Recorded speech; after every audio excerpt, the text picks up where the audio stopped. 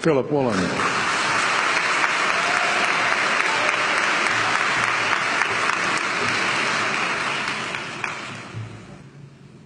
King Lear, late at night on the cliffs, asks the blind Earl of Gloucester, "How do you see the world?"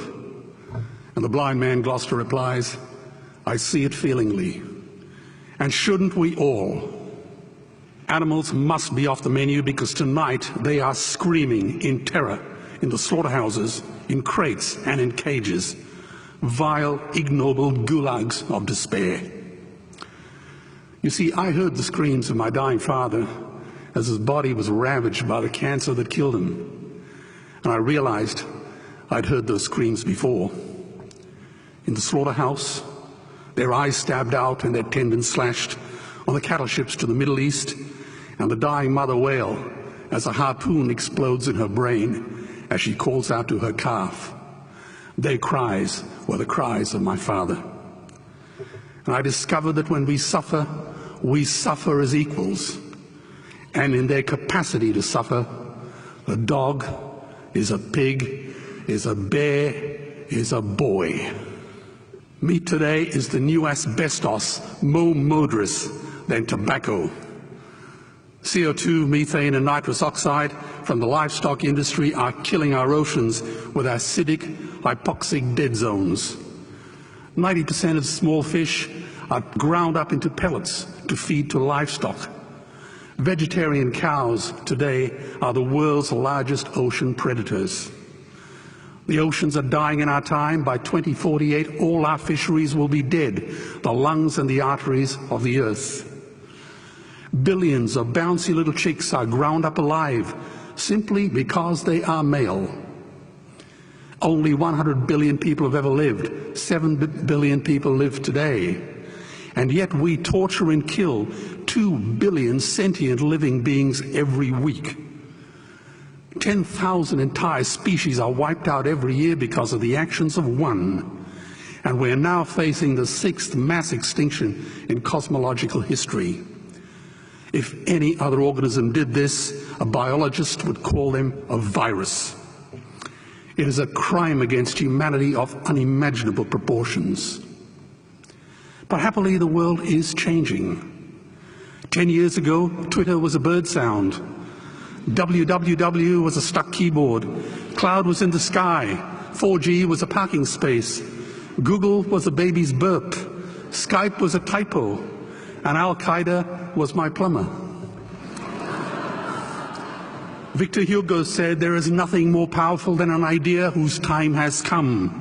Well, animal rights today is now the greatest social justice issue since the abolition of slavery. Do you know there are over 600 million vegetarians in this world? And that is bigger than the United States, England, France, Germany, Spain, Italy, Canada, Australia, New Zealand, all put together. If we were one nation, we would be bigger than the 27 nations of the European Union. Can you believe that? And despite this massive demographic footprint, we are still drowned out by the raucous hunting, shooting, killing cartels who believe that violence is the answer when it should not even be a question. Meat kills animals, kills us, and is killing our economies. Medicare has already bankrupted the United States. They will need $8 trillion invested in Treasury bills just to pay the interest, and they have precisely zero. They could shut down every school, Army, Navy, Air Force, Homeland Security, Marines, CIA, and FBI, and they still will not have the money to pay their doctor bills. And our Cornell and Harvard say that the optimum amount of meat in a healthy human diet is precisely zero. Water, as you know, is the new oil. Nations will soon be going to war for it. Underground aquifers that took millions of years to fill are now running dry. It takes 50,000 liters of precious drinking water to make 1 kilo of beef. Today, 1 billion people are hungry. 20 million people will die from malnutrition. Cutting meat by only 10% will feed 100 million people, and eliminating meat will end starvation forever. If everyone ate a Western diet, we would need 2 planet Earths to feed us. We've only got one, and she is dying. Greenhouse gas emissions from livestock is 50% greater than transport, as Peter said. Cars, trains, buses, ships, lorries, the whole lot. And as I travel around the world, I see poor countries who sell their grain to the West while their own children starve in their arms.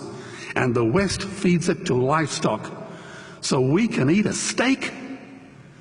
Am I the only one who sees this as a crime? Believe me, every morsel of meat we eat is slapping the tear-stained face of a hungry child. When I look into her eyes, do I remain silent? The earth can produce enough food for everyone's need, but not enough for everyone's greed. We are facing the perfect storm. If any nation had developed weapons that could wreak such havoc on the planet, we would launch a preemptive military strike and bomb it back into the Bronze Age. But it's not a rogue state, it's an industry. The good news is we don't have to bomb it. We can just stop buying it. Sir George Bush was wrong. The axis of evil does not run through Iraq, Iran, or North Korea. It runs through our dining tables. Weapons of mass destruction are our knives and forks. Our proposition is the Swiss Army knife of the future. It solves our environmental, water, human health problems and ends cruelty forever. The Stone Age didn't end because we ran out of stones. This cruel, disgusting industry will end because we run out of excuses. Meat is like the 1 and 2 cent coins. It costs more to make than it's worth. And I come from the bush. Farmers are the ones with the most to gain. Farming won't end, it would boom. Only the product line will change. Farmers would make so much money they won't even bother counting it, and I'd be the first to applaud them. Governments would love us. New industries would emerge and flourish. Health insurance premiums would plummet. Hospital waiting lists would disappear. Hell, we'd be so healthy, we'd have to shoot someone just to start a cemetery. So tonight I have 2 challenges for the opposition. 2 challenges. Meat causes a wide range of cancers and heart disease. Would they name one disease caused by a vegetarian diet? And 2, I'm funding the Earthlings trilogy. If the opposition is so sure of their ground, I challenge them to send a copy of the Earthlings DVD to all their colleagues and all their customers. Go on, I dare you.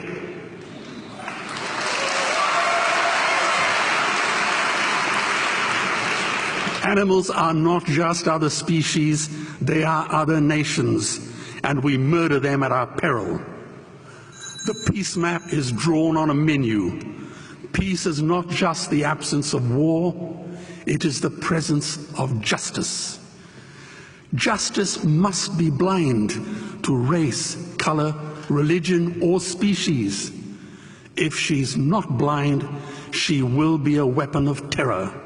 And tonight, there is unimaginable terror in those ghastly Guantanamos we call factory farms or slaughterhouses.